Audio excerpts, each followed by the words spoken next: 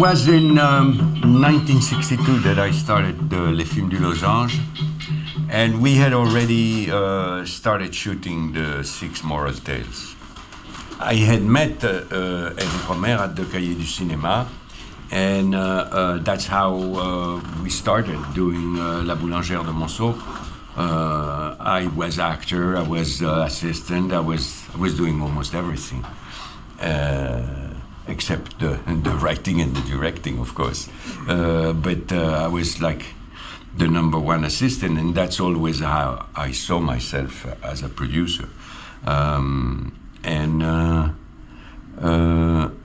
So from then on, when he ran into trouble in Cahiers du Cinéma, I convinced him. I said, we can do only movies, and we can do a company, and like that we forget about Cahiers du Cinéma and we just do movies. And it was very hard at the beginning. The first 2 Moral Tales were turned down by festivals that were specialized in shorts. It was very difficult. My night at mode, I went to the head of television at the time. There was only one channel, one head, and he threw away the screenplay on the ground. He says, you pick it up. I'm sorry, but this is film theater. This is not for us. And I had to pick it up and exit, and we couldn't do it that year. And that's how we ended up doing La Collectionneuse instead. But so it was very hard, and everybody was saying, this is so literary, this is not really cinema, this is very good, very well written in French, and nobody understood that the image was as important, if not more, and that the directing was very, very, very important, and the framing and all those questions was completely above the maybe not the public, but the 90% of the critics, for sure.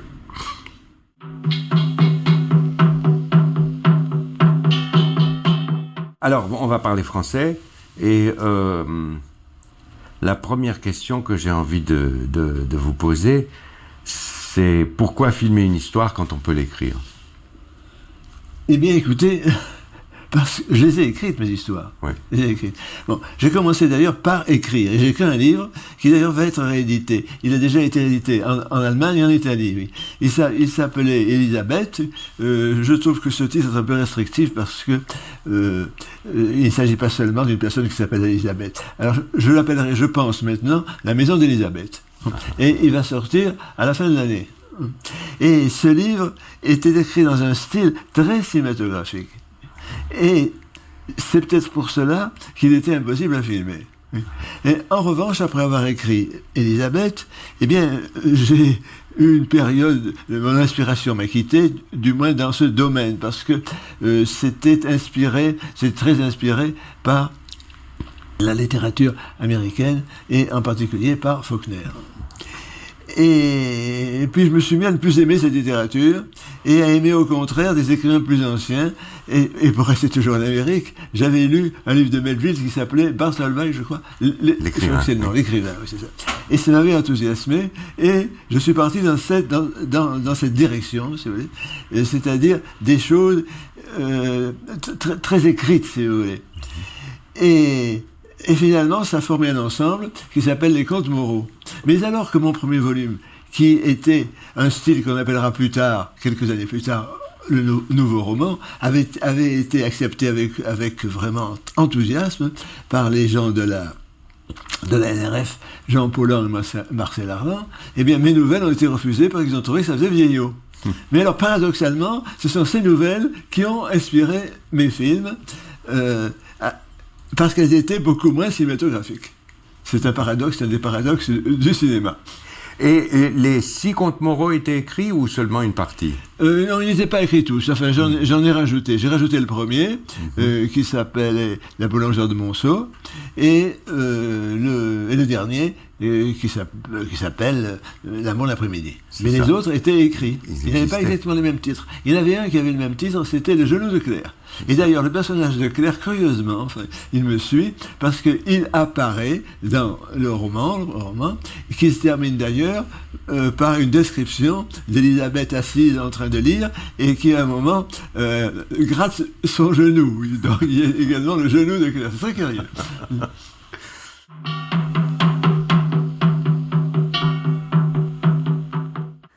Alors donc, la grande aventure a commencé quand on a essayé de faire ça à tout prix, donc en 16 mm, noir et blanc, sans le son direct, la boulangère de Monceau. Oui, mais attention. Ce n'est pas tout de même, ce n'est pas Mes débuts. Mes débuts, c'est un film qui d'ailleurs lui-même était plus dans le style du premier roman, oui. Oui, c'est-à-dire Le signe du lion, oui. Le signe du lion, dans lequel il y avait beaucoup de descriptions d'atmosphère et il n'y avait pas de dialogue, alors que dans les films suivants, il y a eu énormément de dialogue et même il y a eu du commentaire. Et il s'est trouvé que ce film, contrairement aux autres films de la Nouvelle Vague, qui étaient les films de Chabrol, Beauserge et les cousins, le film de Godard à bout de souffle et le film de Truffaut, les Cassancoup, n'a pas eu de succès. Et alors à ce moment, effectivement, je n'ai plus de producteur et heureusement que je l'ai rencontré et que nous avons monté ensemble une production qui était les films du Losange, mais on a commencé en 16 mm. Oui. Et donc, alors, qu'est-ce qu'on peut dire de la boulangère de Monceau? C'est un peu l'histoire qui établit la première fois, on établit le thème de tous ces contes moraux, c'est-à-dire quelqu'un qui hésite entre deux femmes. Oui, effectivement. Mais oui, ce n'est pas à partir de la boulangère que je suis parti pour établir le thème, c'est que ces nouvelles avaient été écrites. Mais quand j'ai écrit ces nouvelles, je ne savais pas, je ne me doutais pas qu'il y avait un thème. Je n'avais pas saisi qu'il y avait une ressemblance. Et je l'ai saisi ensuite en les relisant et surtout en les modifiant légèrement pour en faire des films. C'est ça. Alors donc l'idée de la boulangère, c'était d'utiliser le thème de ces nouvelles pour faire un court-métrage. Oui, ça m'a aidé effectivement. C'est-à-dire, j'avais déjà eu une idée vague de la boulangère, mais j'ai pris conscience du thème et à ce moment-là, je l'ai mis plus en évidence. Et de même, dans L'amour l'après-midi, également, je me suis servi du thème pour construire l'histoire. Alors, qu'est-ce qu'on peut dire sur la boulangère de Monceau? On peut dire beaucoup de choses.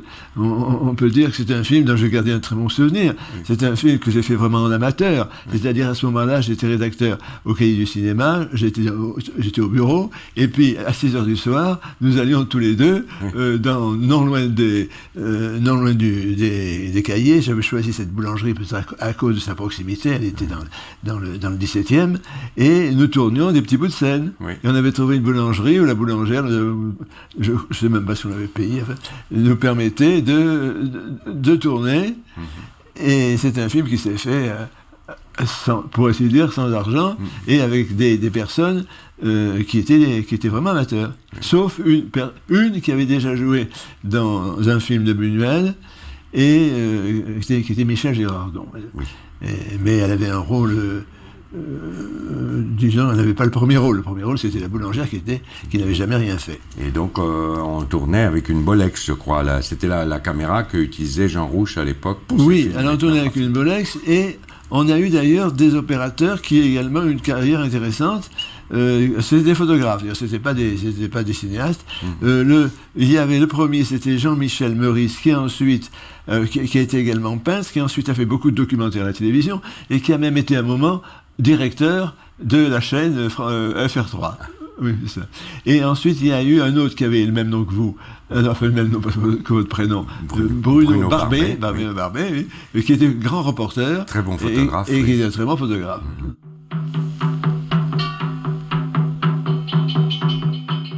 Je me demandais pourquoi vous aviez pris la voix de Tavernier pour me doubler dans la boulangère, parce qu'il a une voix plus aristocratique que la mienne ou Non, c'est pas question d'aristocratie. C'est comment dire, il a un style, non, ça ne correspond pas tellement, enfin, mon commentaire correspond peu à votre style. C'est ça. À votre style de voix. Il a un style de voix davantage, si on peut dire, littéraire. Enfin, on voit qu'il est le fils. Je connaissais son père pendant la guerre, qui avait une façon de parler assez recherchée. Voilà. Enfin, et lui a encore une façon de parler plus recherchée. Et comme mon commentaire est très écrit, je pensais que ça va convenir mieux, alors que votre voix conviendrait bien à des dialogues. Mais il fallait que ce soit la même voix pour le dialogue et le commentaire. Bien sûr, oui. Mais je suis un peu gêné devant vous. J'espère que vous n'en voulez pas. Pas du tout. Non, pas du tout. Non, j'ai jamais eu l'ambition d'être acteur. Donc pour moi, c'était une curiosité, parce que justement, ça permet de mieux comprendre votre démarche. Oui.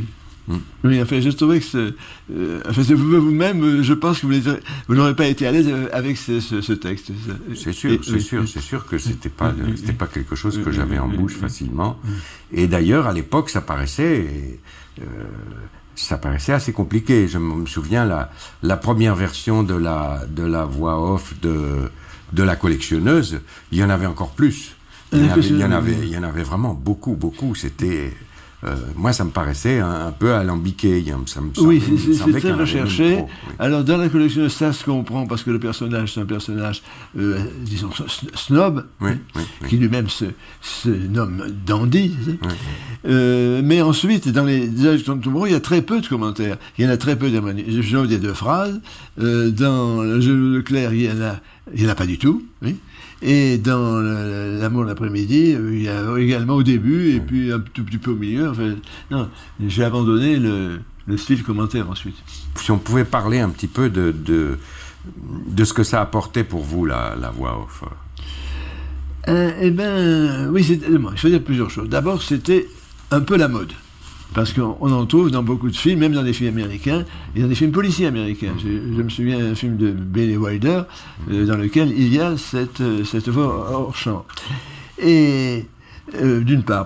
D'autre part, ça permettait d'introduire dans le cinéma des choses qui passaient difficilement. Et qui faisait que le cinéma parlant était moins maniable, même que le cinéma muet, parce que dans le cinéma muet, on pouvait à la fois, dans les sous-titres, ce qu'on appelait des sous-titres à l'époque, maintenant on les appelle les intertitres, et il y avait à la fois des dialogues et à la fois ce qui serait maintenant du commentaire. Et puis ça permettait aussi d'introduire 2 dimensions dans le film, c'est-à-dire la façon dont le héros se voyait, s'écrivait, si on peut dire, et ce qu'il faisait. C'est-à-dire, il y avait pas forcément un accord entre ses gestes et ses paroles dans les dialogues, et le texte du commentaire. Et ça m'intéressait. Et d'ailleurs, c'est quelque chose que vous avez continué à faire après, sans voix off, d'essayer de montrer que ce que les gens pensaient et ce qu'ils faisaient, ce qu'ils disaient, n'était pas toujours... Oui, effectivement, si vous voulez, ces 2 dimensions, si vous voulez, ce mélange de l'objectivité et de la subjectivité, j'ai réussi à économiser, pour l'exprimer, à économiser le commentaire. Je vous dis, dans Manu chez Maud, dans Jeu Leclerc, où le rôle du commentaire serait plus ou moins confié à la romancière. Oui, parce que la romancière veut que son personnage lui serve de cobaye pour un roman, pour le roman qu'elle prépare, et à ce moment-là, elle commande son action. Et également dans L'amour l'après-midi. Et j'ai abandonné totalement il n'y a plus ensuite dans mes autres films, il n'y aura plus de commentaires. C'est ça. Il a été intériorisé, en quelque sorte. Oui. Alors après, on a fait la carrière de Suzanne, et d'où ça vient, la carrière de Suzanne? Ça faisait partie aussi de ces nouvelles? Ça faisait partie, c'est ça. Mais il s'appelait pas comme... Je ne sais même plus comment il s'appelait, c'est ça. Il y a un personnage qui fait penser un petit peu à Gégoff. Évidemment, à ce moment-là, j'avais fait connaissance avec Paul Gégoff, romancier, et également scénariste, qui a été particulièrement scénariste de Chabrol, et son personnage m'avait effectivement fasciné, comme il a fasciné beaucoup de personnes, en particulier Chabrol, Oui. et même on en trouve des traces chez Godard, Oui. et dans Moussouf ou dans d'autres, même dans d'autres films. Et l'histoire, si vous voulez, c'est une histoire, peut-on dire, très jégovienne. En fait, c'est une histoire qui est plus ou moins arrivée à Jégov. Enfin, Jégov se comportait un peu comme cela, Voilà. avec les femmes qu'il rencontrait. Et ça vous a servi de thème de base. Pour moi, je trouve que c'est un film très, très touchant parce que finalement, l'héroïne, c'est l'héroïne qui gagne à la fin quand même. Oui, c'est elle qui gagne, effectivement.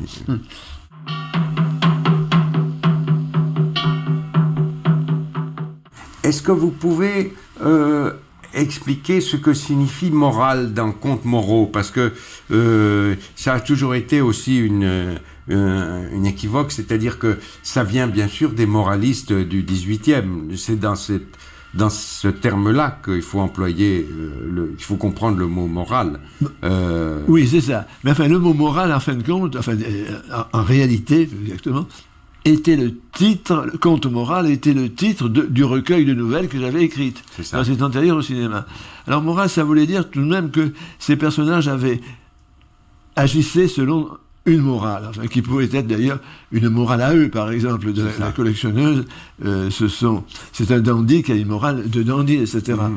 Qui peut être considéré comme un voyou par des gens qui auraient une morale bourgeoise. Oui, c'est ça. C'est ça. Mais ce côté volontairement anticonformiste, d'une moralité anticonformiste, moi-même, je trouvais que c'était un poncif de l'époque, effectivement. Et d'autre part, alors morale pourrait dire également qu'il s'agissait d'un monde intérieur et non pas, c'est ce que j'ai dit ensuite, mais enfin c'est postérieur cette explication, c'est-à-dire qui ne repose pas, c'est un film qui ne repose pas uniquement sur de l'action. Oui. Bon. Mais actuellement, je l'expliquerai peut-être un peu différemment. Je pense que c'est l'introduction, mes films, c'est un peu l'introduction dans le monde du cinéma, d'un contenu qui est exprimé par soit un monologue des personnages, comme un commentaire, soit par une discussion. C'est-à-dire dans beaucoup de films, si vous voulez, les gens ne discutent pas d'idées, que ce soit des idées morales ou des idées politiques. Oui. Et lorsqu'on introduit précisément ces discussions-là, ça fait souvent très faux. Bon. Or, je pense que j'ai réussi, c'est ce dont je serais le plus content, si vous voulez, dans l'ensemble de mes films, j'ai réussi à faire que les gens discutent de moralité, quelle qu'elle soit, d'une façon absolument naturelle. C'est ça. Aussi bien dans La collectionneuse, c'est ça, cette morale de dandy, que dans la Manus et Maud, où l'on aborde la question de la religion, que dans Jules Clair, où on aborde la question de l'érotisme. Oui. Oui, tout ça, ça fait partie de la morale au sens le plus général du terme.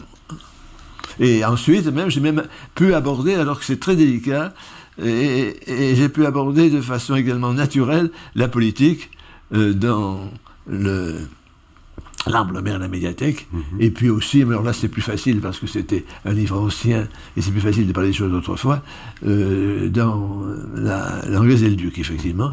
Même dans le film d'après. Et puis dans le film suivant, Le Triple Agent également, il y a une question de morale aussi, de morale. Et de politique.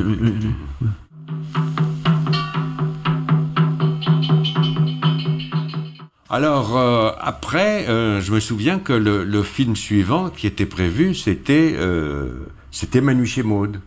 Oui. Et qu'on n'a pas pu le faire parce que le directeur de la télévision a dit que c'était du théâtre filmé, que c'était pas du cinéma, qu'il n'en voulait pas. Oui, effectivement, parce qu'on parlait beaucoup. Et ça a été d'ailleurs l'obstacle que j'ai rencontré ensuite pour tous mes films. Et d'ailleurs, je suis un peu fautif parce que au lieu de mettre dans mon scénario, de truffer mon scénario d'indications cinématographiques, de descriptions de comportement, eh bien, non, simplement, mes scénarios sont composés du pur dialogue. Alors, évidemment, ça effarouche les lecteurs. Bon, alors, Manu Chemos, je n'avais plus à ce moment-là, je n'avais pas d'argent pour faire Manu Chemos, c'est ça, et la télévision avait refusé de le produire. Et heureusement, j'ai rencontré Truffaut. J'étais on peut dire un peu brouillé avec lui, parce que il avait été l'instigateur de mon départ des cahiers du cinéma. Mais finalement, je ne lui en voulais pas tellement, parce qu'il m'avait plutôt rendu un beau service. Je perdais mon temps, certainement, à m'occuper de cette revue et à faire des tâches, enfin, qui étaient un peu ennuyeuses, presque à la limite de l'administration, etc. Bon. Et alors, pour gagner ma vie, étant donné que je ne travaillais plus au Quai du cinéma, j'étais entré à la télévision scolaire où, comme j'étais ancien professeur, j'avais non seulement pu être réalisateur, mais encore ce qu'on appelait alors producteur à la télévision, c'est-à-dire en fin de compte, si on peut, scénariste. Et écrivant des textes, des commentaires. Et parmi ces émissions, il y en avait qui concernaient le cinéma, et une particulièrement Vigo. Et comme on savait que Truffaut était admirateur de Vigo, nous avions fait appel à lui pour cette émission. Bon. Ça a été une façon de renouer avec lui, et à ce moment, il m'a dit, mais j'ai lu votre scénario et je le trouve très bien. Et je lui dis, mais je n'ai pas eu l'avance sur recette. Il m'a répondu, ça n'a pas d'importance, je vais m'arranger pour le produire. Il avait lu ce scénario parce que nous l'avions donné à Trintignant. Oui, en fait, j'aimais beaucoup Trintignant, j'avais remarqué dans les films, mais c'était déjà une vedette et très, très occupée.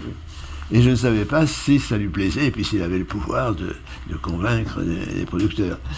L'agent de Trintignant, son impresario, qui était en même temps celui de Truffaut, qui s'appelait Lebovici, avait chez lui ce scénario, avait chez lui dans son bureau, et Truffaut l'avait vu, l'avait lu, et avait été emballé. Et il m'a fait venir, Truffaut, il m'a dit, il faut absolument faire ce film, on va réunir des gens. Et donc, il a donné l'impulsion à beaucoup à se joindre à une coproduction de 10 personnes qui amenaient chacun un petit peu d'argent. Oui, ces gens, d'ailleurs, ça ne leur coûtait rien, d'ailleurs, parce que c'était l'argent qui était le fonds de soutien. Parce que lorsqu'il y avait une loi, il existe toujours, qui est de donner une ristourne de la taxe sur les spectacles aux producteurs français. C'est-à-dire les Américains ne sont pas très contents, il faudrait que ça soit donné aussi aux films étrangers. Bon. Et il y a eu des producteurs importants de l'époque qui ont financé le film. De sorte que nous avons pu le faire.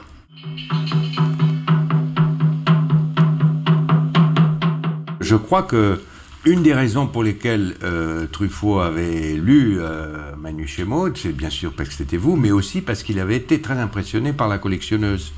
Ah oui, on avait été obligé de faire avant, alors qu'il était prévu après. L'ordre chronologique des Contes Moraux, c'était de faire d'abord la Manu Chemos, qui s'appelait d'ailleurs La Fille à bicyclette, et de faire après La Collectionneuse. Oui, enfin, en fin de compte, c'est un ordre qui n'a aucune importance. Oui. Mais je voulais d'abord faire les 3 films en noir et blanc, et ensuite des films en couleur, c'est tout simplement. Mais ça n'a absolument aucune importance que l'on passe de film en couleur à un film noir et blanc. Et je sais que certains producteurs, dont un des plus, emballés par le film, ne voulaient pas que ce soit un film noir et blanc. C'est Pierre Pomberger, qui a été producteur, qui avait commencé la production dans les années 20, qui avait été producteur de Renoir, qui en même temps favorisait le jeune cinéma, m'avait supplié de le faire en couleur. Et moi, j'ai refusé. J'ai refusé pourquoi ? Parce que, je trouvais ce qui m'avait plu dans le choix que j'avais fait cette ville de Clermont-Ferrand, qui est la ville où a vécu Pascal, et il y a beaucoup de questions dans le film, les maisons sont bâties en lave volcanique, c'est ça. Et donc c'est une ville noire. Et c'est une ville sans couleur. Et je trouvais que ça correspondait tout à fait à l'esprit du film. Et dans le film, même s'il est vrai que les couleurs ne sont pas filmées en couleur, j'avais habillé les gens sans couleur. C'est-à-dire, les gens étaient en gris et en noir, pour me mettre vraiment dans l'ambiance. Donc si le film avait été en couleur, il aurait été lui aussi en noir. C'est ça. Non, mais il y avait encore une autre raison. On aurait pu faire ça, effectivement. Mais enfin, c'était quand même plus beau noir et blanc. Mais il y avait une autre raison. C'est que c'est un film qui se passe beaucoup la nuit, et c'est un moment où apparaissait une pellicule beaucoup plus sensible, alors qu'en couleur, elle n'était pas sensible. C'est ça. Et c'est encore une des raisons. Mais dans mes films, très souvent, les raisons pratiques, les raisons financières, les raisons de production se combinent avec des questions artistiques très aisément. Oui. Pour ce film, d'ailleurs, c'était en préparation pour ce film que vous aviez fait une émission sur Pascal. Ou est-ce que c'est cette émission sur Pascal qui vous a donné l'idée de faire tout un film autour de Pascal ? Alors là, je ne saurais plus. C'est assez compliqué. C'est-à-dire que très souvent, ça se mêlait, vous faisiez un travail préparatoire de documentaire. Non, je sais que c'était le moment où j'étais en train de préparer, j'étais en train de penser, du moins, de penser à mon film. Mais il faudrait que, je ne sais plus, là-dessus, mais enfin, c'était à ces moments-là, mais je ne sais pas quelle est l'antériorité. Oui. C'est-à-dire que souvent, ce que vous faisiez à la télévision scolaire vous servait un peu de galop d'essai pour le film que vous étiez en train de préparer. Ou alors même peut-être... Oui, la télévision scolaire m'a encouragé à filmer des discussions.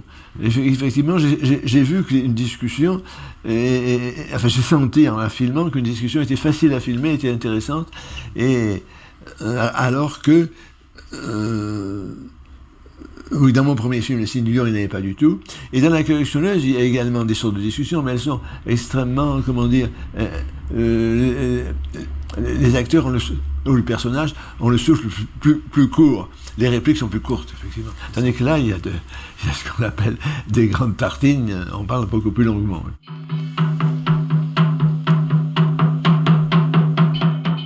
Ça a été pour vous aussi la découverte du son direct, qui était très important. Alors également, ça a été la découverte du son direct, parce que Le Signe du Lion avait un peu de son direct, mais pas tout le temps, parce qu'à ce moment-là, le matériel de prise de son était extrêmement lourd et extrêmement encombrant, et il n'y avait pas un petit magnétophone Nagra, il y avait un camion de son dans lequel on enregistrait sur pellicule directement. Il n'y avait pas de magnétique.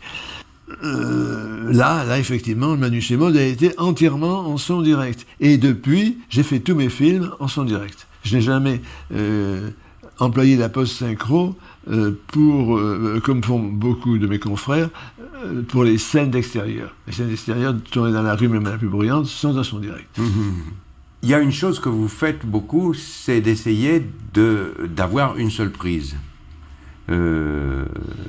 Et alors, le son direct, ça doit compliquer ça. Comment est-ce quelles sont vos idées sur cette première prise et pourquoi vous essayez d'avoir cette première prise ? Alors, la collection, je peux tout de même parler de la collection, parce que la collection est tout de même antérieure.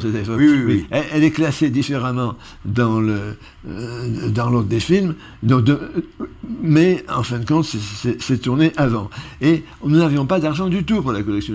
Et Barbet a trouvé un peu d'argent, c'est ça, et un ami qui est Fred de Graff, qui a avancé une certaine somme, et d'ailleurs, il a eu raison, parce que ça lui a rapporté, la collectionneuse a marché. Mais alors la collectionneuse, vraiment, il fallait économiser. Oui. Donc, j'avais pour principe de ne prendre qu'une seule prise. Et même les prises, il fallait qu'elles soient brèves. C'est-à-dire très souvent, alors dans le cinéma, on dit moteur, oui. Et ensuite on dit partez, oui. Et bien là, je faisais le contraire. Alors lorsqu'il y avait par exemple le trajet, je disais à l'acteur, allez-y, marchez, oui. Et puis, hop, moteur. De sorte qu'on économisait un peu d'amorce. Alors pour Nuit chez Mose, évidemment, on a pris un peu plus de prises, parce que lorsqu'il y a le son direct, il y a plus de prises pour des tas de choses, de raisons, parce que l'acteur peut avoir un lapsus.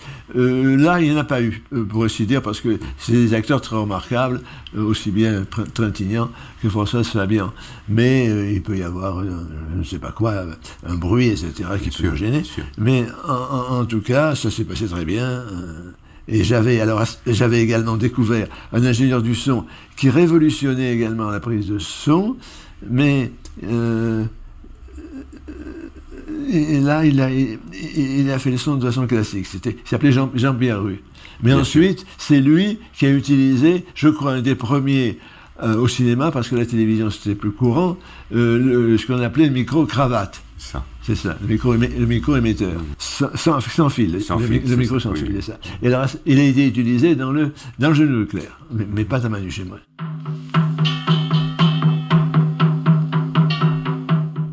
Pour revenir à l'idée de la première prise, vous trouvez une qualité spéciale, non, dans une première prise réussie? Ah oui, alors j'ai eu toute une théorie de la première prise, et je la garde quand même. Je m'en suis aperçu dans des films où j'ai été amené à prendre plusieurs prises. On est très sollicité souvent par les comédiens. C'est très difficile d'empêcher un comédien de vouloir une prise de plus. Et en général, quand tu veux une prise, c'est moins bien. Et d'ailleurs, j'avais un moment, j'avais tourné avec j'ai tourné un film en Allemagne, La Marquise d'O, et les acteurs également étaient très perfectionnistes, et ils insistaient en faisant une prise, etc. Bon. Eh bien, il me disait, c'est pas bon ce que nous avons fait, ça peut être meilleur. Je lui dis, mais c'est très bien que ce soit pas bon, parce que il faut pas que les prises soient toutes parfaites, mais il faut quand même qu'il y ait des hauts et des bas, sinon c'est pas vivant, c'est figé. Et j'ai gardé ce principe-là. Et puis, très souvent, au montage, j'ai réussi à faire des corrections. Ça. Mais enfin, tout de même, je suis quand même maintenant, puisque que j'ai eu plus d'argent pour mes films suivants, et finalement, c'est pas de refaire une prise qui coûte si cher, étant donné le prix global des films. Je tourne plusieurs prises, mais très très très souvent, je m'aperçois que c'est la première qui est la plus... C'est peut-être pas la plus parfaite... c'est-à-dire, voilà, je peux dire très franchement la chose suivante. C'est-à-dire, c'est pas la prise qui a le moins de défauts, c'est la prise qui a le plus de qualité. Ouais. Et c'est ça qui compte pour moi. C'est la présence des qualités et non pas celle des défauts. C'est ça. Vous n'avez pas peur, au contraire, de répéter beaucoup avant de tourner pour que tout le monde sache très très bien exactement quel est le plan. Vous n'avez pas peur de perdre le naturel des acteurs, au contraire, en répétant beaucoup. Oui, c'est curieux, parce que j'ai pas peur de le perdre en répétant, mais j'ai peur de le perdre en tournant. C'est pas exactement la même chose. Parce que je pense que quand il y a pour la première prise, l'acteur se met en condition. Il sait que c'est la première, il y a un risque, c'est ça, qu'il prend. Et ça lui donne quelque chose. Mais il peut très bien avoir tout de même répété à l'avance. D'abord, on est obligé de répéter, parce que moi, je suis très exigeant sur les places, dans le cadre. Et également, je pense que...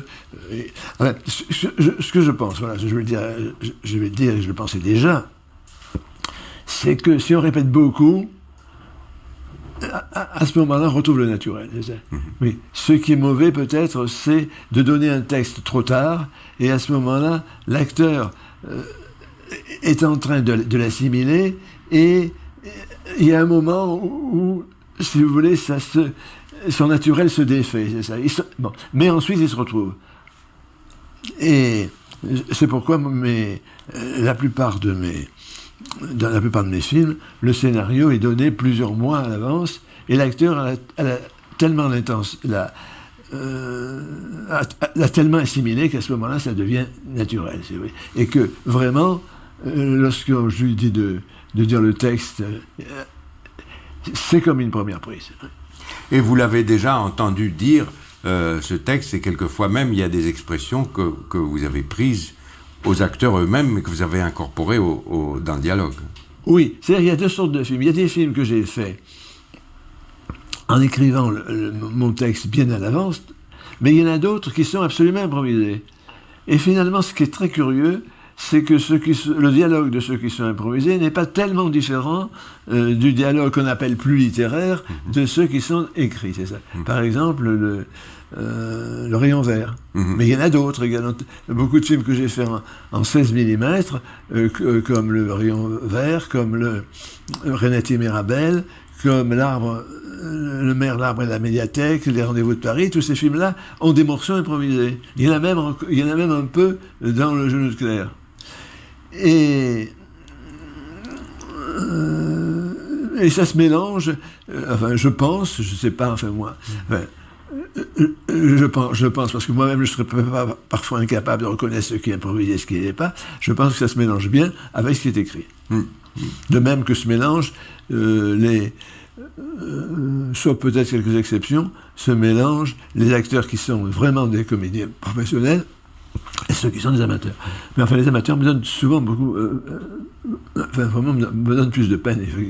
Mais je crois que c'est dans ce travail que vous faites avec les acteurs avant que vous arrivez à ce que, justement, quand ils improvisent, ça n'est pas ce ton improvisé qui est très, très irritant, qu'on reconnaît très souvent dans le cinéma. Les films improvisés, c'est presque un tic. Quand c'est improvisé chez vous, ça a été tellement digéré, il y a eu tellement de discussions avec vous auparavant que ça ne sort pas comme totalement improvisé. Ça ne se reconnaît pas tout de suite. Oui, bien, très bien. Non, mais effectivement, moi-même, je n'aime pas ce ton que vous avez improvisé. Mais j'ai des idées là-dessus. C'est-à-dire, je pense que si on fait dire à des gens des choses qui sont dans sa vie lui-même, qui sont particulières, qui sont dans son travail. Non, je prends un exemple, boulangère, par exemple. Eh bien, parce qu'il y a des boulangères, il y en a dans le film qui s'appelle La boulangère, il y en a aussi des signes du lion. Et si je dis à une boulangère, si je prends une boulangère pour donner du pain, par exemple, ou pour dire combien ça coûte, elle sera juste. Mais si je lui dis de parler de toute autre chose, ça sera très faux. De même, la campagne, si je dis à un paysan de dire des choses qu'il dit dans la vie, ça va. Alors, il faut savoir ce qu'il faut faire dire, effectivement. Mais il ne faut pas lui faire dire une phrase que nous-mêmes on a écrite. Il faut que ce soit lui qui la trouve. Voilà.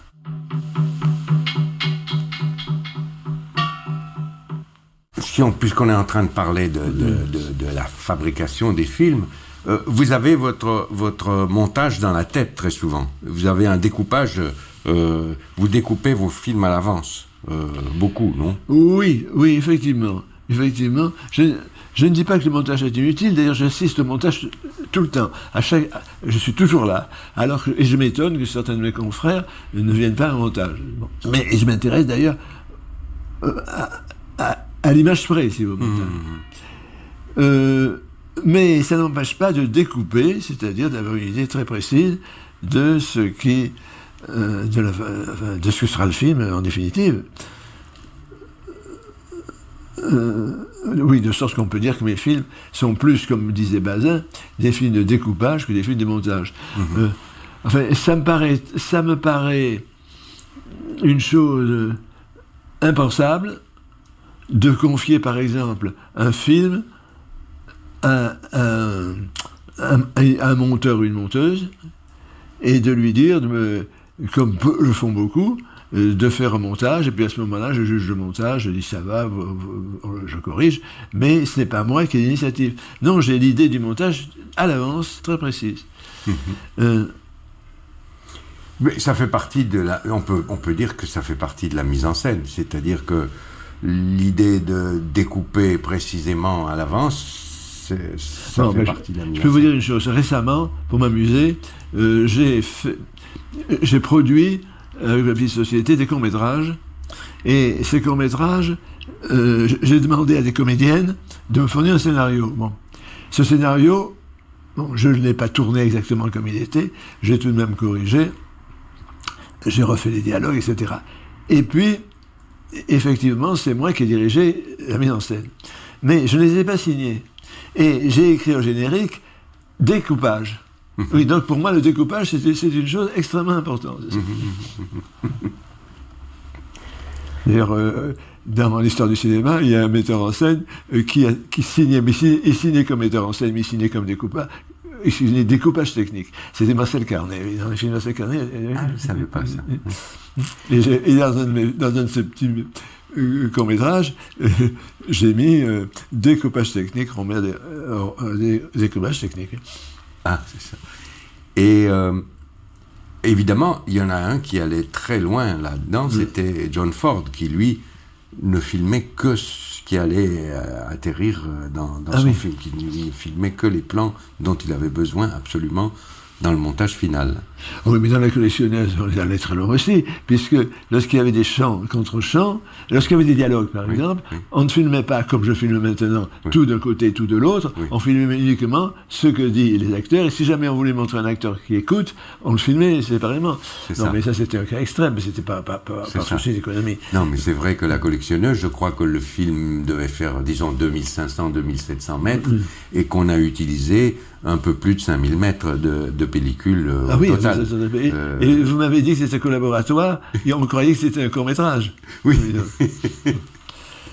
et le montage était fait en une semaine, parce que justement, vous aviez prévu les plans. Il n'y avait plus qu'à... Comme il y en avait très peu, c'était très facile à mettre ensemble, puisqu'ils étaient prévus. Non, en réalité, c'était un peu plus compliqué. C'est-à-dire que ma monteuse, qui s'appelait Jackie Rénal, qui ensuite a fait des films aux États-Unis, m'a quitté parce qu'on lui proposait un montage payant et nous n'avons pas d'argent pour la payer. Bon. Donc j'étais livré à mes propres, à moi-même. Et d'autre part, c'était un film assez difficile parce qu'il n'avait pas été tourné, le son n'avait pas été tourné, il y avait un son témoin, effectivement. Donc j'étais obligé de me fier au mouvement des lèvres, enfin ça m'a appris pas mal de choses pour le monter. Donc j'ai fait un premier montage. Oui, effectivement, c'est moi qui ai fait le montage, mais ensuite, alors, elle a revu, et elle a fait des corrections. Mais c'est comme ça qu'on a trouvé l'argent, en projetant un film d'1h30 en noir et blanc, muet. Ah oui, parce noir et blanc qu'on ne pouvait aussi. même pas tirer en couleur, on n'avait même pas l'argent pour tirer. Donc on avait un film d'1h30 muet, où il avait l'air de se passer des tas de choses fantastiques, mais on ne pouvait pas savoir ce que c'était. Et donc, le producteur de Beauregard nous a dit, d'accord, j'avance l'argent pour terminer ce film. J'espère qu'il n'a pas été déçu ensuite. Ben non, le film a très bien marché. Ah oui, le film a eu un succès d'estime très grand, et même il y a eu un succès... enfin, la salle a été fréquentée pendant plusieurs mois. Oui.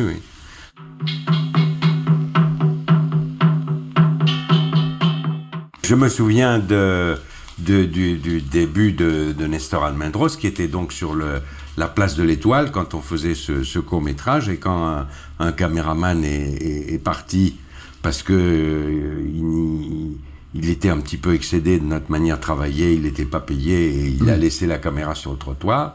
Et Nestor, qui était là et qui avait beaucoup insisté auprès de moi pour assister à des tournages, pour prendre des photos, pour aider de n'importe quelle manière, on ne savait pas qu'il était caméraman, et il a dit mais moi je sais me servir de ça, je peux prendre. Et il avait déjà fait plusieurs films à Cuba, et nous ne le savions pas, et il a pris la caméra, et c'est comme ça qu'il a commencé. Et donc votre collaboration avec lui, c'était donc le premier grand film après, c'était la collectionneuse. Oui, enfin, même, je peux dire une chose à ce propos. Oui, l'opérateur qui était avant lui, évidemment, avait une proposition de travail payé. Effectivement, c'est tout à fait normal, je n'en voulais pas. Il est parti. Et alors, Nestor a dit, mais moi, je sais filmer, bon. Et Alors on s'est bien filmé. Et puis alors, avec l'opérateur précédent, moi à ce moment-là, j'étais très très intéressé. Enfin moi aussi, j'apprenais un peu la photographie que j'avais pas pratiquée de façon professionnelle. Et on utilisait une pellicule qui s'appelait qui était inversible, et il fallait être très précis effectivement. On ne pouvait pas corriger puisque il n'y avait pas de négatif. Et jusque-là, on avait fait. Je connaissais l'ouverture du diaphragme, je crois que c'était 2,8. Oui. Et alors Nestor prend la caméra, et je lui dis, qu'est-ce que vous mettez comme diaphragme? Alors il me dit, je mets 3,2, etc. Et il avait pourtant une cellule, etc. Et il faut dire que la lumière peut changer aussi. Alors je lui dis, tiens, oui, tout à l'heure c'est la même lumière, on avait mis 2,8. Alors il répond, moi je peux mettre 2,8 si vous voulez. Alors à ce moment j'étais terrifié, parce que je me suis dit, je ne sais pas ce qu'il faut mettre à ce moment-là. Et en fait, quand il avait raison, parce que c'était bon. C'était entre les deux.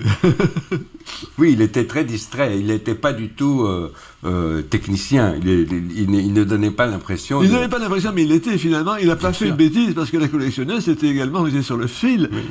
On ne pouvait pas.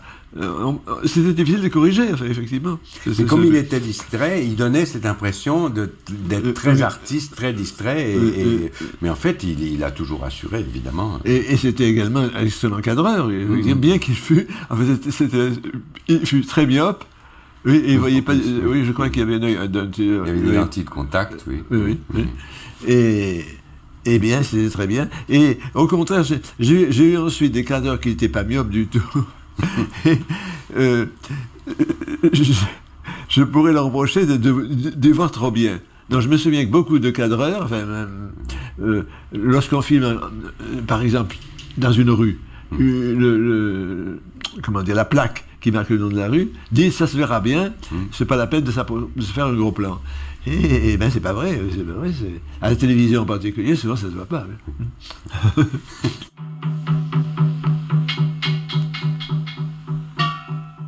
Alors, il y a aussi une autre caractéristique, c'est l'emploi de la musique, ou l'emploi extrêmement limité de la musique dans les contes moraux.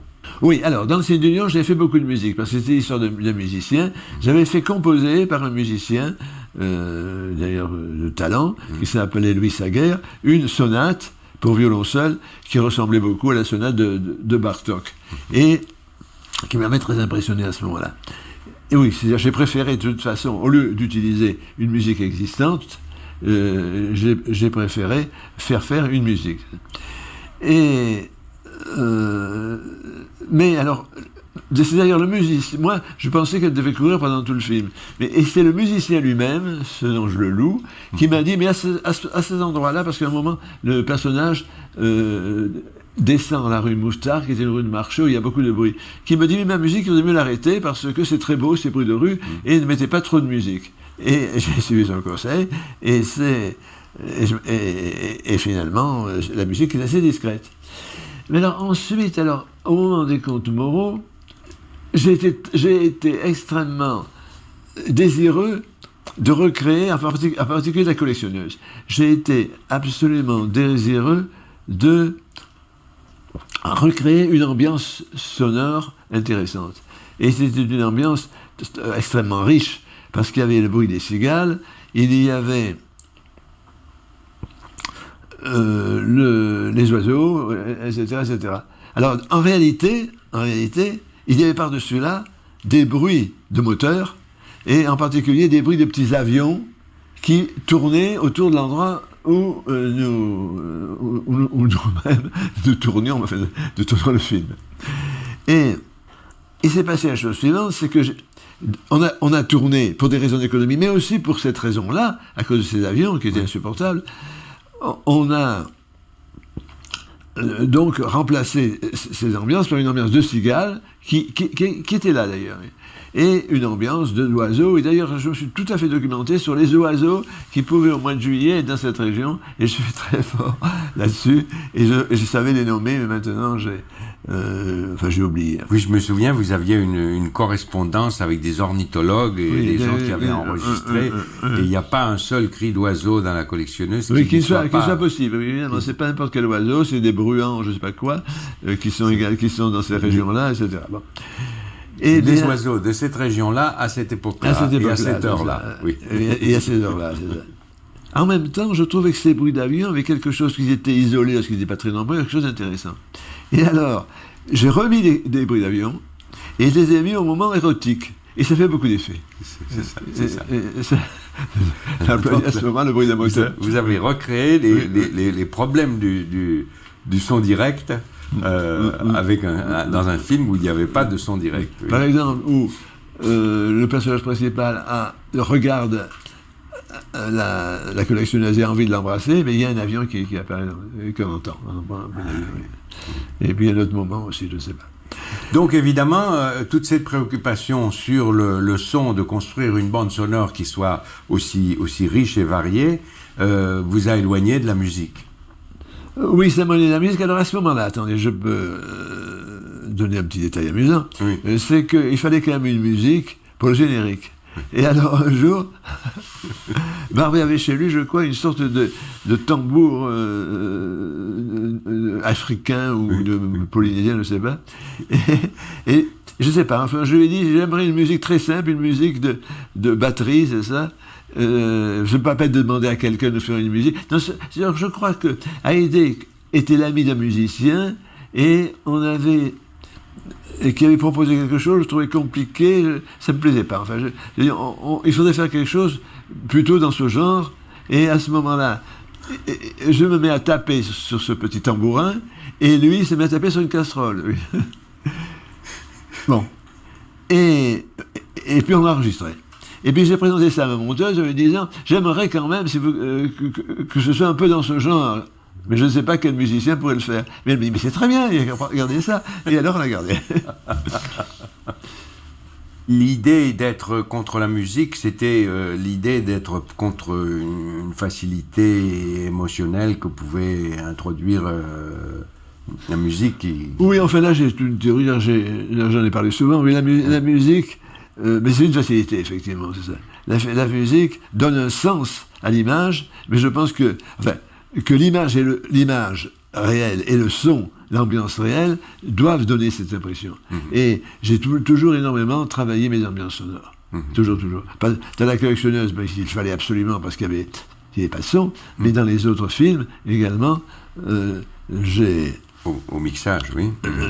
Au mixage, et comme mes ingénieurs du son certains ingénieurs du son étaient pris et se désintéressaient à ces ambiances, d'autres s'y sont intéressés. Enfin, de toute façon, comme les premiers que j'ai utilisés, auxquels j'ai fait appel, n'étaient pas très chauds pour les ambiances, c'est moi-même qui les ai prises. Nous avions acheté un petit magnétophone qui était, ça s'appelait un UR, c'est ça, et qui suffisait pour enregistrer des ambiances, parce qu'il ne faut pas, dans les ambiances, que le son soit très bon, il ne faut pas qu'il soit trop présent, et je trouvais que le son des ingénieurs du son, d'ailleurs, souvent était trop présent, et que il valait mieux au mixage un son qui était plus distant.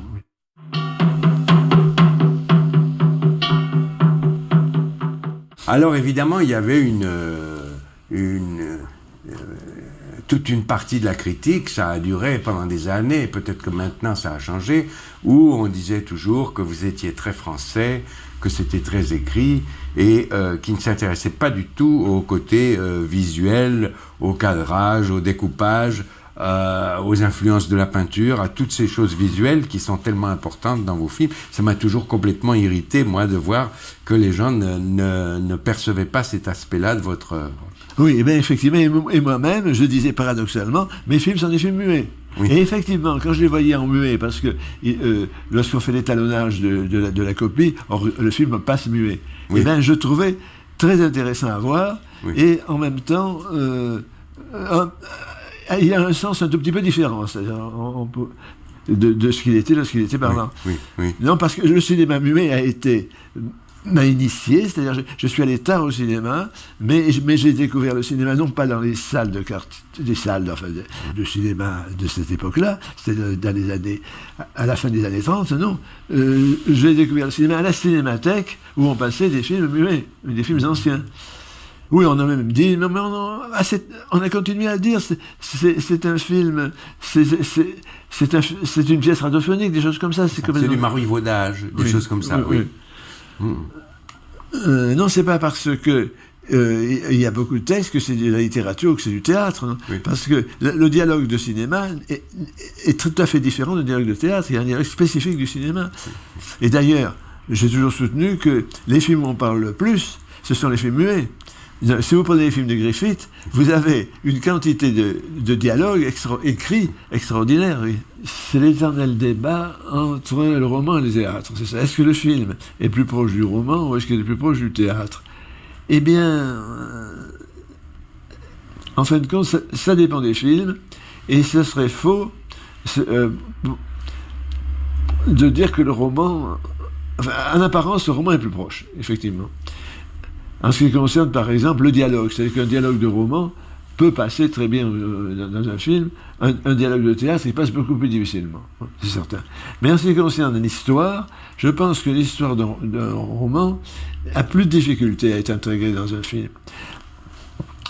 Ça peut être à cause de la longueur même, parce que ce qui correspond à un film, c'est pas un roman, en fait, c'est ce qu'on appelle en France une nouvelle, oui, un conte. C'est les 60 pages de La Marquise d'O. Et La Marquise d'O, par exemple, où j'ai gardé intégralement le texte, ça fait 60 pages. Oui. J'ai vu beaucoup de films qui sont pas des romans, mais qui essaient d'être des romans.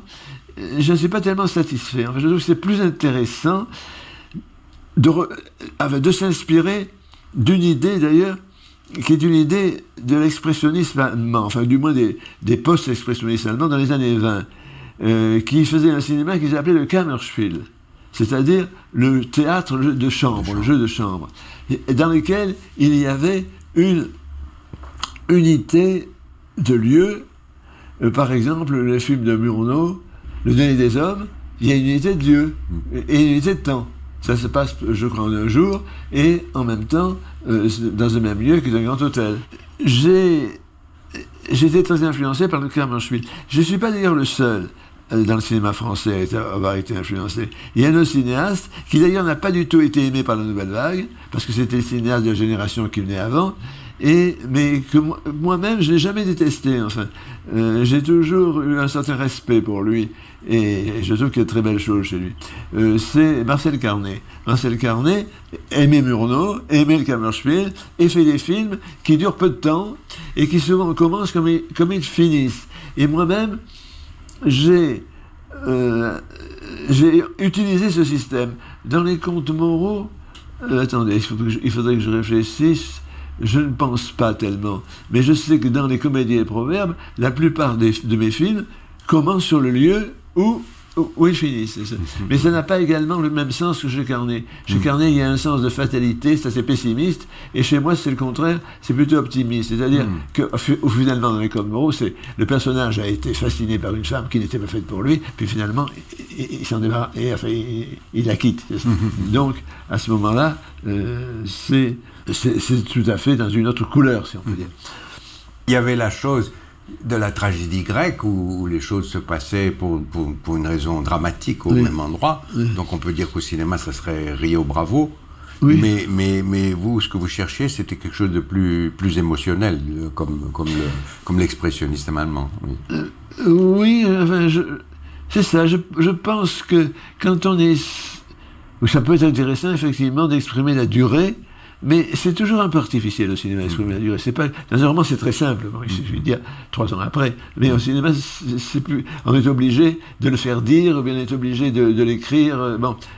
Enfin, personnellement, je ne sais pas, je n'impose pas ça. Je ne dis pas que tout le monde doit faire comme ça. Moi-même, je suis plus à l'aise par une histoire qui est brève, qui est cette unité de temps, et puis également qui se passe... qui essaie de tirer d'un lieu toutes les idées, en fait, tous Je dis idées parce que ce sont des idées de mise en scène, c'est ça. Quand j'ai un lieu, je me dis tiens, on peut utiliser ça, et ça m'inspire. Et j'ai pas du tout envie d'aller en chercher un autre.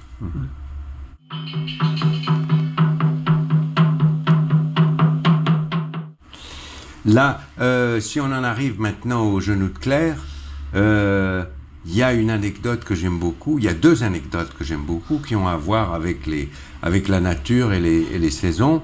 Il y avait de plans de tournage où il fallait à un moment avoir une rose et aussi il fallait avoir des cerises qu'on cueillait. Et il fallait donc planifier le plan de travail pour savoir exactement à quel moment les cerises seraient mûres et à quel moment la rose serait prête à être cueillie. Alors si vous pouvez nous raconter comment vous avez fait pour que cette chance puisse arriver.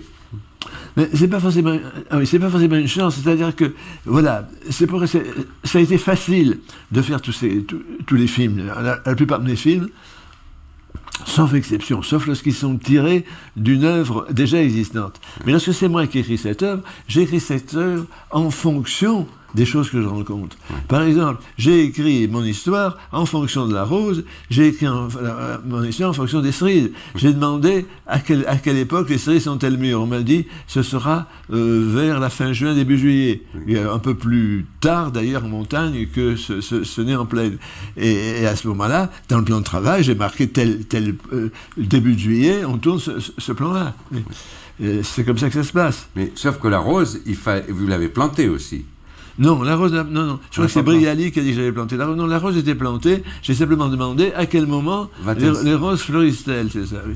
Parce que la légende maintenant, c'est qu'évidemment, vous avez planté la rose à l'endroit précis en calculant qu'elle allait sortir à tel moment. Oui, ça aurait pu être ça, ça peut être ça, mais en fin de compte, ça revient au même. Oui. C'est-à-dire qu'il y avait un rosier à cet endroit-là, et j'ai trouvé que c'était intéressant, l'endroit était intéressant à filmer, et j'ai demandé à quel moment elle serait éclose. Oui.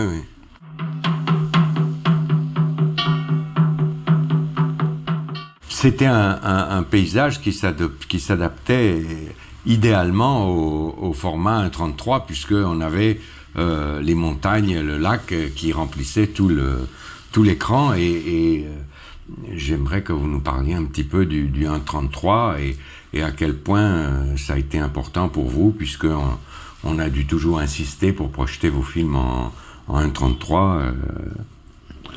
Oui, au moment où je faisais les Clans de Moreau, il n'y avait qu'un format. Les formats nouveaux, c'est-à-dire ce qu'on appelle l'écran large, c'est-à-dire le 1.66 ou bien le 1.85, n'existait pas. Alors, non, curieusement, ces formats n'existaient pas, mais attendez, c'est pas absolument vrai, parce que le Signe du Lion, je l'ai fait en 1.66.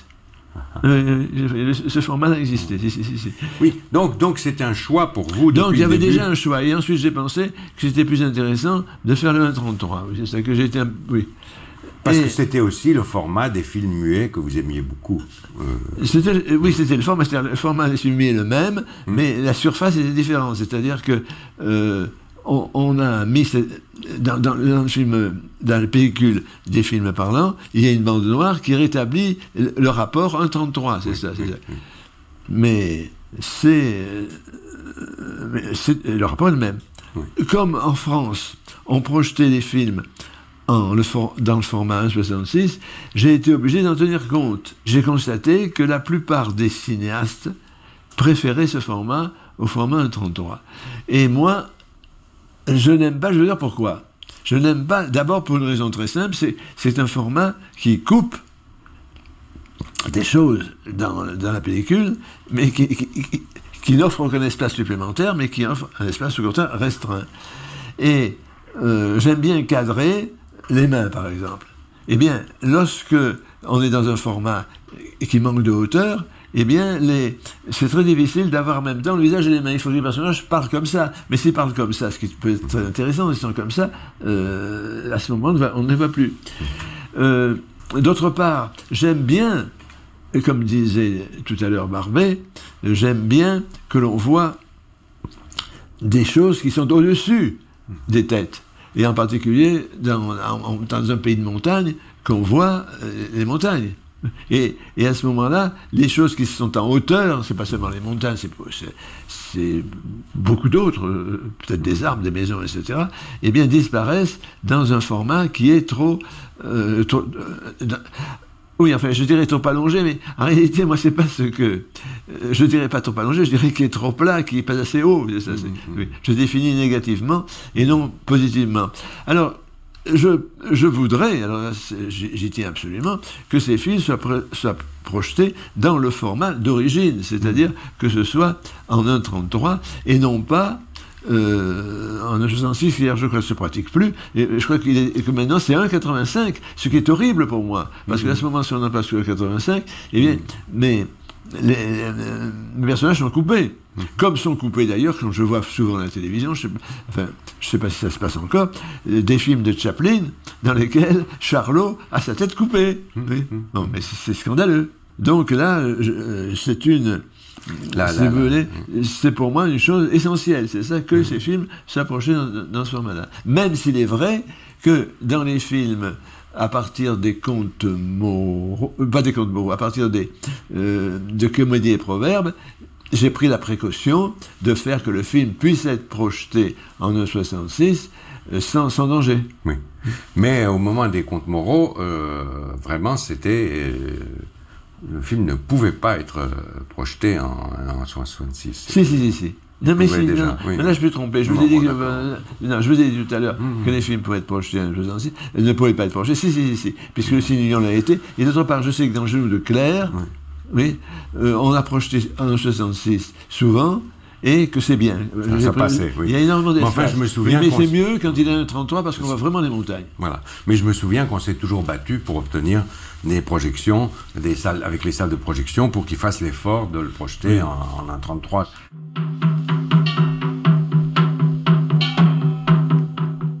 Oui, souvent vos films sont faits sur des lieux précis et c'est une mise en scène dramatique de lieux précis.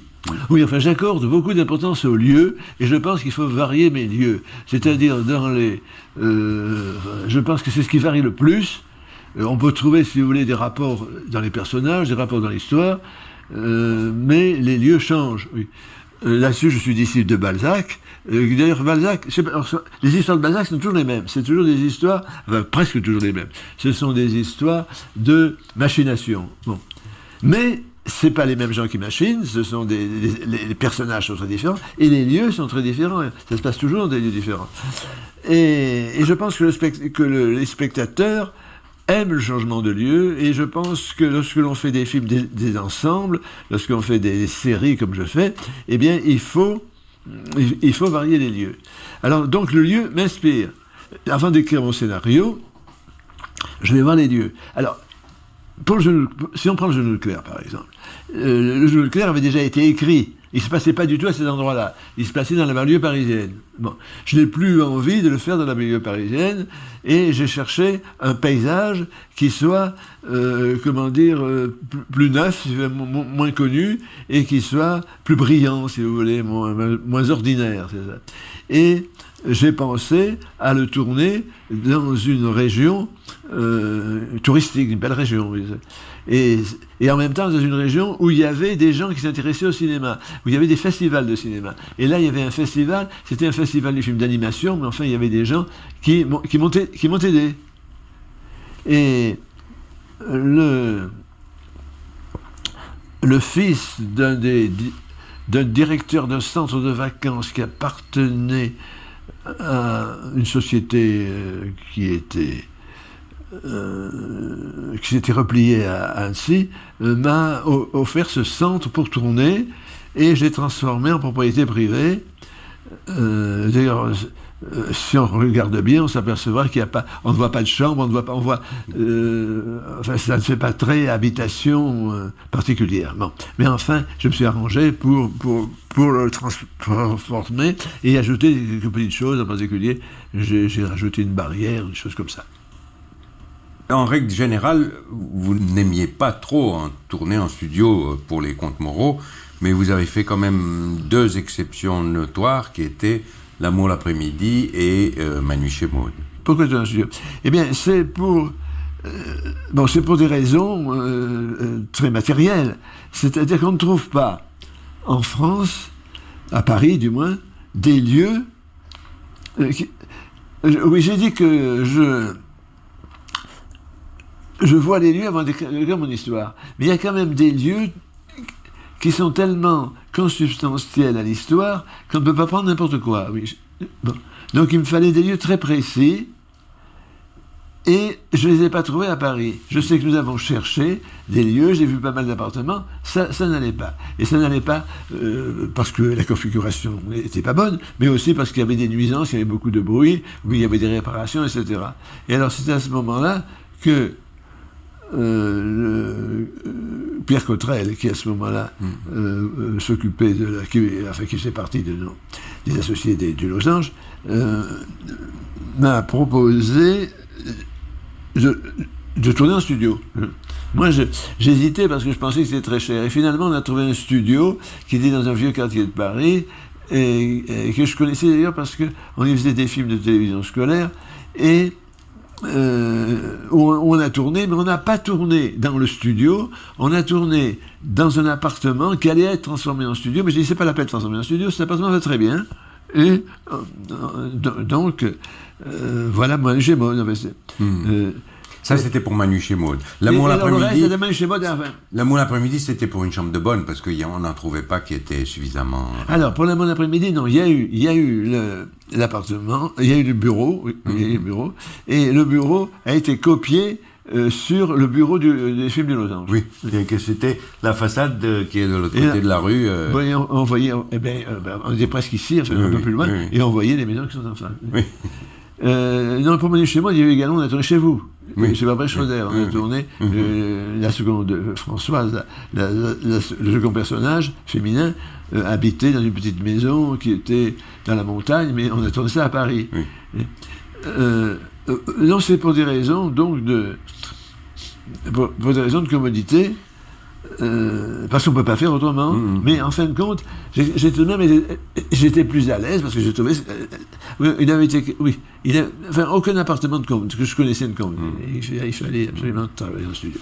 Et depuis, ensuite, j'ai essayé j'ai évité les studios, sauf pour les films d'époque dans lesquels le studio s'impose également.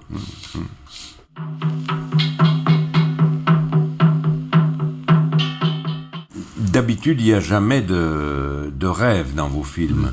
Vous êtes plutôt allergique aux rêves en général au cinéma, mais vous avez fait une exception dans L'amour l'après-midi. Oui, parce que c'est dans un prologue. Oui, c'est ça.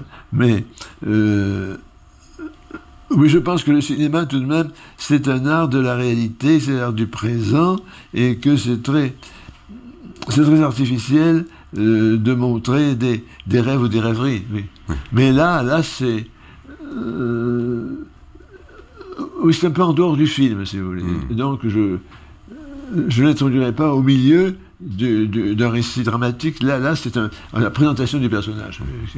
Et puis, j'ai fait exprès que ce soit un peu enfantin, inspiré d'un roman que j'avais lu quand j'étais petit. Est-ce que, pour L'amour l'après-midi, est-ce que vous n'avez pas fait un travail sur Ingres? Est-ce que c'était au moment de L'amour l'après-midi? Ingres, effectivement, était... il y avait une exposition d'Ingres au moment de l'après-midi. Mais c'est au moment où l'après-midi était terminé, d'ailleurs. Mais ce n'est pas Ingres qui m'a inspiré pour L'amour l'après-midi. Non. Il se trouve que la vue qu'on avait faite ressemble à Ingres, oui, mais c'était après coup. Ça. Mais enfin... vous faites beaucoup de travail sur les peintres. Oui, de chaque film, vous avez des références picturales. J'ai toujours un peintre qui m'a inspiré, mais jamais essayé de le copier. Enfin, ça a été... ça peut très bien ne pas se remarquer, mais c'est intéressant, ne serait-ce qu'avec mon dialogue avec mon opérateur qui était Nestor Amedros et qui s'intéressait beaucoup à la peinture. Par exemple, je prends comme exemple. Dans Manu chez Maud, il y a les tableaux au mur. Eh bien, les tableaux au mur sont des choses que moi-même j'ai proposées, qui sont des agrandissements des cratères de la Lune. Et c'est très photogénique. Et pourquoi? Parce qu'à ce moment-là, on parlait beaucoup de la Lune, on venait je crois que c'était après le premier atterrissage. Non, peut-être pas. C'était sur le premier atterrissage sur le tour de la Lune par une fusée. En fait, c'était le moment où il était question d'aller sur la Lune. Bon. Mais il y a également des photos de nus, d'hommes, par Léonard de Vinci. Qui sont très belles et qui me paraissaient normales pour une femme qui est médecin, etc. Bon. Ensuite, dans le genou de Claire, j'ai pensé à Gauguin, parce que dans Gauguin, dans Tahiti, il y a des montagnes et il y a de la verdure et puis une eau bleue, etc.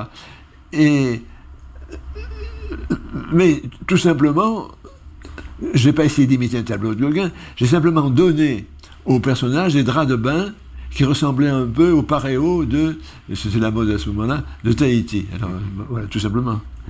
Mais vos films sont picturaux déjà à la base, de par le cadrage même, très souvent. On a l'impression de peinture très souvent dans le cadrage lui-même. Oui. Mais alors là, pour moi, c'est naturel. C'est naturel, oui. Je ne recherche pas. Mais je pense quand même, en particulier, dans mes films, très souvent, je n'ai pas de décorateur, parce que je fais des films anciens, si j'en ai. Lorsque je fais des films modernes, c'est moi-même qui aménage le décor, et qui trouve des tableaux pour mettre au mieux. Enfin, je garde parfois ceux qui sont là, enfin, j'en trouve d'autres. Et j'ai choisi, dans beaucoup de mes films, d'autres de mes films, j'ai choisi des tableaux, par exemple, dans les comédies et proverbes, pour les à la plage et Matisse. Ensuite, dans L'ami de mon ami, il y a Nicolas de Staël, etc. Enfin, donc j'ai beaucoup de... je propose beaucoup de tableaux, effectivement. Et il y a un rapport entre ces tableaux qui sont au mur et le reste du film, même ceux où ne figurent pas les tableaux. Encore une autre chose picturale, c'est que vous choisissez les couleurs d'absolument tout ce qui est dans l'écran. Je me souviens d'une moquette dans un film où ça a été très long de choisir entre 2 ou 3 différentes nuances de gris, parce que vous vouliez absolument une moquette grise. C'était pour le film Les Nuits de la pleine lune. Ah oui, je me souviens qu'il y avait toute une chose sur la moquette grise. Donc vous contrôlez toujours toutes les couleurs. Alors, je le dis tout de suite, les contes moraux, eh bien, j'avais pensé à donner une couleur à chacun des films, et qui étaient des couleurs du spectre, de l'arc-en-ciel, oui, et qui vont dans cet ordre-là. C'est-à-dire, la boulangère de Manceau est jaune. Oui. La Carrière Suzanne est verte. La nuit, Manu Chemo, c'est bleu nuit. La collectionneuse, c'est violet, dans le générique qui était en violet. Là, le jeu de Claire est rose, et l'amour de l'après-midi est orangé. Oui, c'est dans l'ordre du spectre, à peu près. Sauf qu'on ne commence pas par les mêmes couleurs, c'est un peu décalé. Et ensuite, quand j'ai fait les comédies et proverbes, à ce moment-là, j'ai donné une couleur, en général 2 couleurs, à chacun de mes films. Par exemple, La femme de l'aviateur. Eh bien, c'est en vert, bleu et un petit peu de jaune. Là, Pauline à la plage est bleu, blanc et rouge. Là, les nuits de la pleine lune sont gris, c'est pour ça que le gris est très important, sur lequel il y a des couleurs vives qui s'opposent, du rouge, du vert, etc. Là, l'ami de mon ami sont les couleurs d'ailleurs emblématiques de la ville de Cergy-Pontoise où on a tourné, qui sont bleus et verts, etc. Mes scénarios sont recouverts de ces couvertures de ces couleurs-là.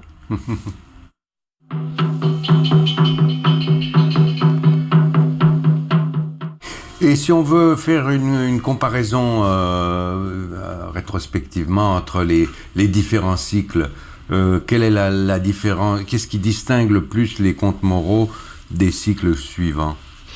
Oui, enfin, on pourrait dire que les contes moraux sont plus vraiment moraux, sont plus ambitieux, il est question quand même de problèmes moraux. Tandis que dans les comédies et proverbes, il n'y a pas cette ambition-là, il n'y a pas de discussion théoriques, il y a très peu de discussions théoriques, et il y a au contraire, ce sont des histoires de jalousie, si vous voulez, de conflit, si vous voulez, entre des personnages. Et alors je reviens dans les contes des 4 saisons, je reviens, si je puis dire, mais de façon plus discrète, à la morale et à la philosophie, aussi bien dans le conte de printemps, dans tout cela, il y a pas mal il y a plus de discussions générales, effectivement.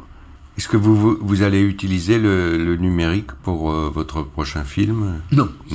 Mais est-ce que vous voyez enfin encore d'autres possibilités pour le numérique et dans votre œuvre éventuellement? Oui, mais enfin, je ne sais pas si je ne vais pas m'arrêter après le prochain film. Oui. Mais de toute façon, oui, mais écoutez, j'ai été à un certain moment, j'ai joué un peu au prophète. Je ne me suis pas trop trompé. Bon, enfin, moi-même, enfin, pas seulement moi-même, mais les gens de la Nouvelle Vague. Mais, enfin, on était un peu révolutionnaires, et comme tous les révolutionnaires, on pensait à l'avenir. Maintenant, bon, je ne dirais pas après moi le déluge, non, parce que je ne pense pas que le cinéma... si vous voulez, va disparaître, même s'il existe d'autres formes, mais je suis incapable de prévoir ces formes-là. Non, je ne peux absolument rien dire sur ce que va être... Je n'ai aucune idée, si vous voulez, sur l'avenir du cinéma. En même temps, oui, je continue à utiliser même dans ce film, le prochain film que je fais, j'utilise même des procédés assez compliqués, c'est-à-dire que je fais le film sur 16 mm, mais ensuite il passera sur vidéo, et puis il retournera en 35. Il paraît que je ne sais pas pourquoi, mais en fait, il paraît que c'est... Oui, c'est tout à fait intéressant pour avoir plus de contrôle sur l'image. Oui. Il y a une chose qui est sûre, c'est que de plus en plus de gens vont voir de plus en plus de classiques de films en DVD chez eux, d'une manière de plus en plus satisfaisante pour les auteurs. Ça, c'est une chose dont on est sûr du futur du cinéma. Oui, enfin, moi-même également, enfin, moi-même, je veux dire, je l'avoue, ça peut indigner certaines personnes, je ne vais plus au cinéma. Et pour moi, je peux mieux savourer un film, je peux mieux le juger si je le vois sur l'écran de vidéo, plutôt que si je le vois dans une salle. Parce que ça vient de mon âge, ça vient que je deviens claustrophobe, et puis de ma vue aussi, enfin, je n'arrive pas à je n'ai plus l'habitude de me placer à un bon endroit face à l'écran. D'ailleurs, souvent, je peux pas m'y placer, et je ne peux pas aller n'importe où. Donc, je préfère nettement voir un film en vidéo. Alors, contrairement à ce que pensent certains puristes. Et on peut dire aussi que pour le son, si on a un bon équipement son, on se retrouve finalement dans la situation d'écouter le son d'un film comme on l'écoutait au moment du mixage, c'est-à-dire au moment où on vérifie une bobine dans la salle de mixage, où on a vraiment le son parfait. Ça, c'est un luxe qui, malheureusement, dans les salles, nous avons toujours dû lutter beaucoup pour pouvoir avoir un son correct dans les salles. Oui, là, je peux régler le son, effectivement. Donc, je suis vraiment à l'aise devant un film vidéo, devant un DVD. Alors, donc, moi, je suis toujours très, très fier des bons mixages qu'on a faits, parce que, je dis, voilà, dans le futur, un DVD, les gens pourront mettre le son suffisamment fort pour distinguer la qualité du mixage. Et en plus, oui, qui autrement est souvent noyé dans la production courante, on ne se rend pas toujours compte de la qualité d'un mixage. Et en ce qui concerne le cadre, mais les DVD sont en 1.33. Voilà. Dans le prochain film, ils sont en 1.33. Alors que pour les salles, il y a toujours une lutte, oui. Oui, ça ne sera pas... Bon, il ne sera pas projeté en 1.33. Enfin, si, il le sera, mais par un artifice, je peux dire par un artifice. C'est-à-dire, le film sera en 1.85, mais en réalité, il y aura 2 bandes noires de chaque côté. Et donc, il sera sur l'écran en 1.33. Ça, c'est formidable. Et ça ne se voit pas. Ce noir, le noir est aussi noir que le noir du studio, donc il n'y a aucune... Ce n'est pas gênant du tout. Je vous remercie beaucoup. Écoutez, pas de quoi, c'est moi qui vous remercie d'être venu ici, d'être venu me poser des questions. Voilà. Et d'avoir évoqué également vos souvenirs, qui sont les mêmes que les miens, mais en même temps, peut-être, on peut... c'est-à-dire, notre mémoire n'est pas tout à fait la même, si vous voulez, vous avez peut-être deux choses que j'ai oubliées, et vice-versa. Bien sûr, oui.